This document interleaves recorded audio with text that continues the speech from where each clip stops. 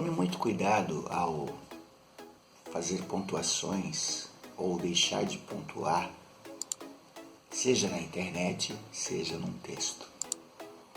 A pontuação ela é importante para diferenciar frases ou passar expressões as quais você quer que o leitor entenda. E muitas vezes a falta da pontuação torna uma frase ambígua, torna uma frase de sentido talvez até oposto em relação àquilo que você quer expressar para uma pessoa.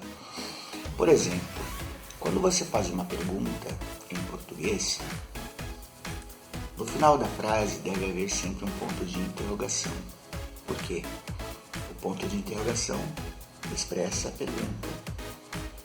Você pode até alegar que não tem tempo para fazer uma pergunta e que a internet flui muito rápido e as pessoas costumam ler rápido demais.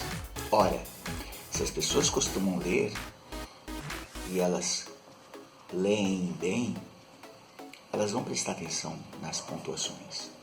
Uma vírgula pode matar se ela for colocada de forma errada, ou ela pode alterar totalmente o sentido de uma frase se ela for ausente, presente ou colocada de forma errada. Eu já citei em alguns vídeos exemplos de colocação da vírgula ou ausência da vírgula, fazendo com que a frase mude de sentido. Então, preste bem atenção na pontuação. Um outro ponto é o de exclamação. O de exclamação é um ponto de admiração, um ponto o qual expressa um ênfase em uma frase, o qual expressa uma reação sucinta.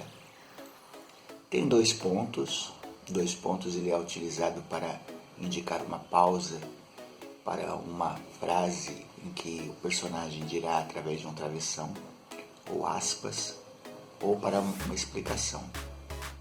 Existem as aspas dão ênfase a uma frase ou a uma palavra.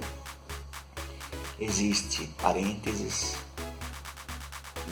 que tal qual matemática fazem também uma diferença, uma explicação. Existe ponto e vírgula, existe os 3 pontinhos chamados de reticências, existe o ponto final, ou seja, preste atenção na forma a qual você escreve, leia muito, observe a leitura de livros, a leitura de textos jornalísticos, observe a leitura de revistas e perceba pontuação, exclamação, ponto e vírgula, 2 pontos, reticências, etc.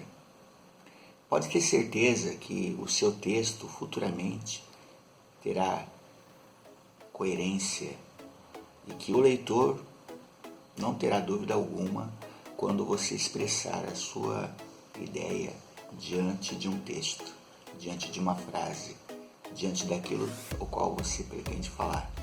Eu vou dar um exemplo. O acordo ortográfico queria abolir o hífen.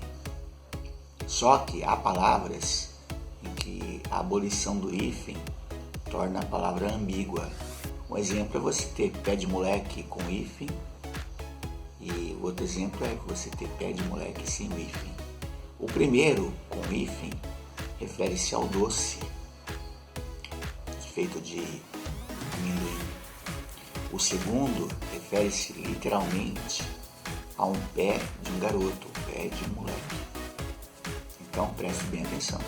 Se você deixa de colocar certas coordenações, hífens, acento, pontuação em determinadas frases, palavras, o sentido muda.